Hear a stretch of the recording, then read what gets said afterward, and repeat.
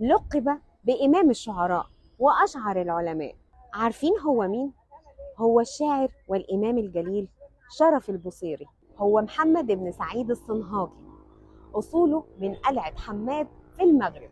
اتولد الإمام البصيري في قرية ضلاس سنة 608 هجريا، بس نشأته كانت في قرية أبو صير الملأ، المركز اللي تابع لمحافظة بني سويف. وأتم حفظ القرآن الكريم في طفولته في قرية ضلاس، وبعدها اتعلم قواعد الفقه في مسجد عمرو بن العاص في القاهرة لما اتنقلت الأسرة للقاهرة. الإمام البصيري اتنقل لإسكندرية، وهناك تتلمذ على إيد أكبر إيد قطب صوفي والطريقة الصوفية المرسي أبو العباس، واشتغل كموظف في مصلحة الضرائب. ولكن لما لقى في تجاوزات من الموظفين فراح ساب الشغل ورجع القاهرة تاني.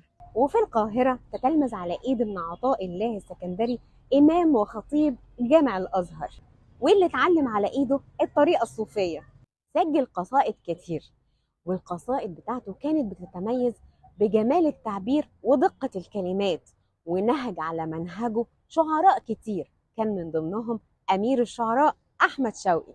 ذكرى الإمام البصيري ارتبطت بأذهاننا بالبردة اللي كتبها في مدح النبي صلى الله عليه وسلم، وده لما تعب شديد وأصيب بشلل نصفي، وحلم إن النبي صلى الله عليه وسلم جاي بيمسح بإيده الشريفة على دراعه.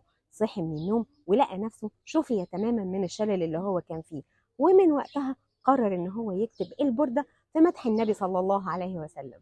وبقت بردة البصيري ما بتغيبش عن أي مناسبة دينية، ومن أشهر كلمات بردة البصيري المدونة من 900 سنة: مولاي صلي وسلم دائما أبدا على حبيبك أشرف الخلق كلهم. ولقيت هنا حاجة جميلة قوي، المقام بتاع السيدة صويلحة، دي والدة الإمام البصيري، اتولدت سنة 590 هجريا، واللي كانت جاية من المغرب من قبيلة صنهاجة. ولقيت حاجة غريبة جدا، شجرتين موجودين من أيام الست صويلحة.